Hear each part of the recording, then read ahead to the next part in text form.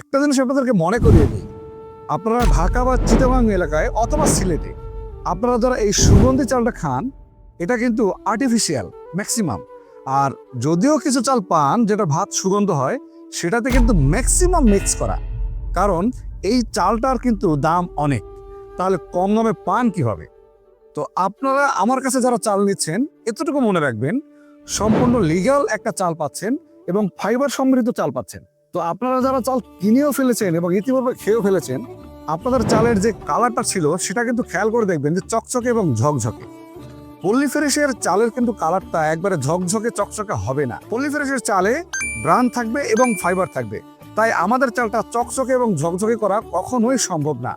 আমরা চেষ্টা করছি চালের পুষ্টিটা যেন পরিপূর্ণ চালের মধ্যে থাকে।